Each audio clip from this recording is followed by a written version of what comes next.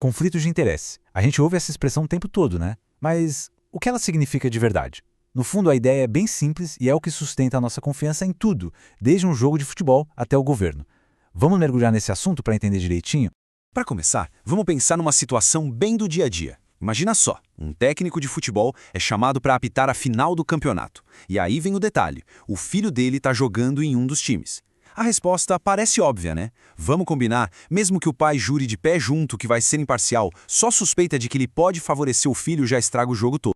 Agora, vamos aumentar um pouco a aposta. E se, em vez de um jogo, a gente estivesse falando de um contrato público de R$ 1 bilhão para construir, sei lá, uma nova linha de metrô? A lógica é exatamente a mesma. O que está em jogo aqui é a nossa confiança de que as decisões são tomadas para o bem de todo mundo, e não para encher o bolso de alguém. Ok, então, como a gente sai do campo de futebol e vai parar nos corredores do poder? Bom, o primeiro passo é definir o que é, afinal, um conflito de interesses quando a gente fala do setor público. Olha, a ideia é basicamente esta. Um conflito de interesses acontece quando os interesses particulares de um agente público, seja grana, família, negócios, qualquer coisa, podem acabar influenciando as decisões oficiais dele. E o ponto mais importante aqui é que não precisa nem ter corrupção. A simples aparência de que uma decisão pode ser meio tendenciosa já é o problema.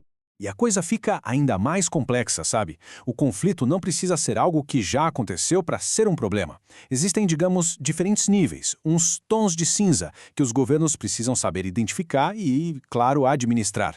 O conflito real é o mais claro de todos. É quando um agente público está, naquele exato momento, numa posição em que o seu interesse pessoal bate de frente com uma decisão oficial que ele precisa tomar. Simples assim. Agora, o conflito potencial já é mais sobre prevenção.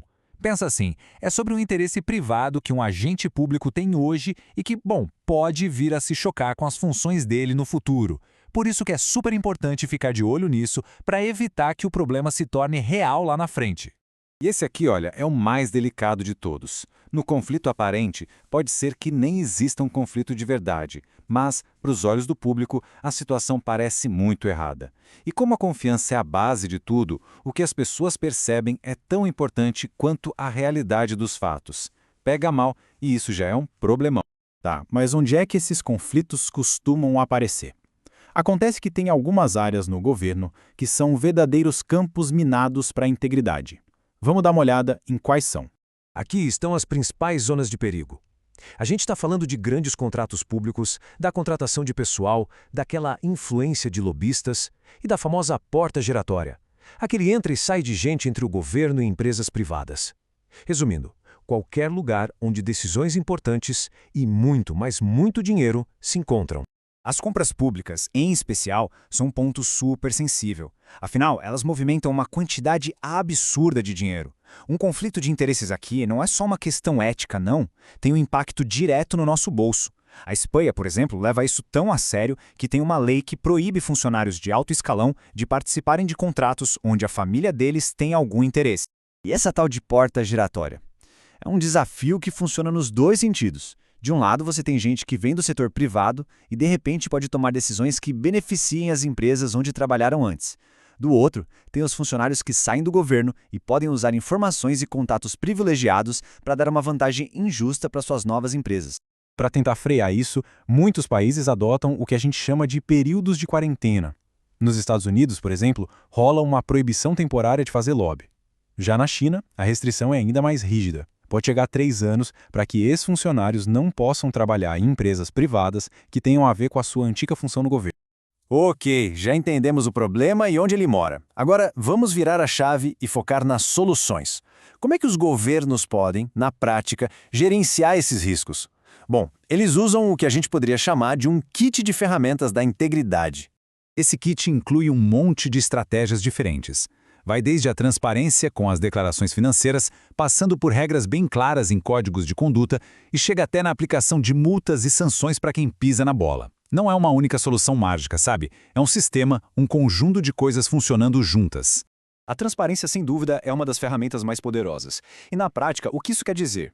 Que os agentes públicos precisam abrir o jogo, declarar seus bens, suas dívidas, de onde vem sua renda e até os presentes que recebem.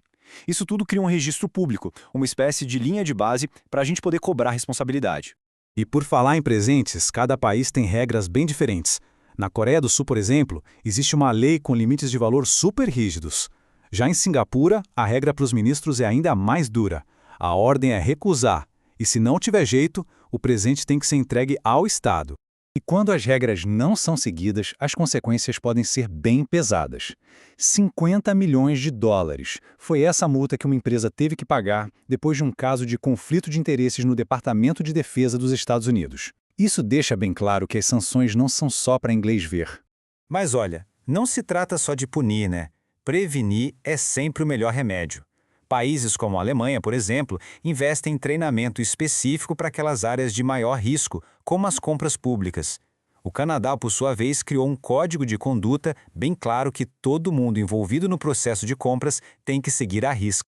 No final das contas, depois de olhar as definições, os riscos, as ferramentas, a gente chega no ponto central de toda essa discussão.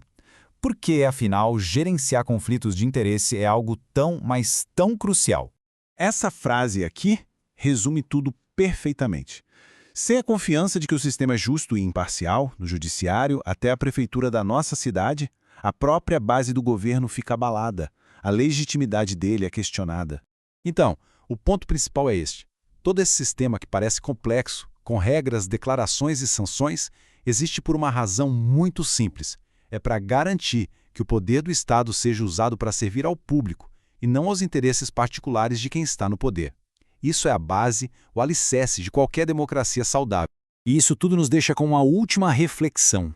As leis são super importantes, claro, mas sozinhas elas não resolvem tudo. Elas precisam ser sustentadas por uma cultura de integridade em toda a sociedade. Então a pergunta que fica no ar é: como é que a gente constrói e fortalece essa cultura? Fica aí a provocação para a gente pensar.